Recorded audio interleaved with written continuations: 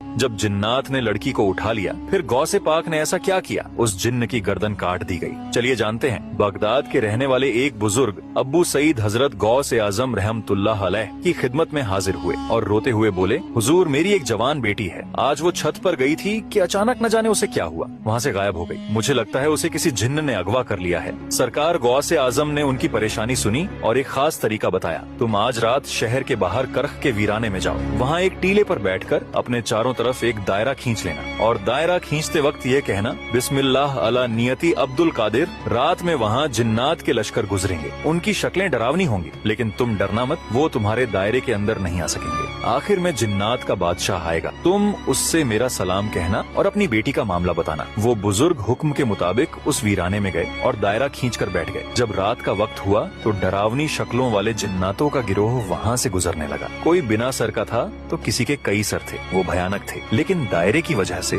कोई भी उस बुजुर्ग के पास नहीं आ सका। फिर कुछ देर बाद जिन्नात का बादशाह, जिसका नाम मीरस बताया जाता है, अपनी भारी लश्कर के साथ आया। बादशाह ने दायरे के बाहर रुककर उस बुजुर्ग से पूछा, ए इंसान तू कौन है? बुजुर्ग, मैं गौसे आजम का भेजा हुआ हूँ। गौसे पाक का नाम सुनते ही बादशाह ने सर झुका लिया और अदब से बुजुर्ग के सामने बैठ गया। उसके साथ पूरा लश्कर भी अदब से खड़ा हो गया और बोला, सरकार का क्या हुक्म है? बुजुर्ग बोले, मेरी बेटी को किसी जिन्न ने छत से अगवा कर लिया है। सरकार ने फरमाया है कि मेरी बेटी मुझे वापस दिला दी जाए। जिन्नात के बादशाह ने तुरंत अपने लश्कर में ऐलान करवाया, किसने इस शख्स की बेटी को उठाया है? थोड़ी ही देर में एक जिन्न को पकड़कर लाया गया। वो एक चीनी जिन्न था और उसके पास ही वो लड़की थी। बादशाह को बहुत गुस्सा आया। उसने उस जिन्न से पूछा, तुझे पता नहीं कि यह बगदाद है और यहाँ गौसे आजम की हुकूमत चलती है, तूने यह जुर्रत कैसे की? उस जिन्न की गर्दन काट दी गई और लड़की को बाहिफाजत बुजुर्ग के हवाले कर दिया गया। सुभान अल्लाह, गौसे आजम का वो मर्तबा है जहाँ जिन्नात भी थर थर कांपते हैं। दोस्तों, अगर आप भी गौसे आजम के सच्चे दीवाने हैं तो दिल से लिखिए या गौसे आजम और लाइक सब्सक्राइब जरूर करें।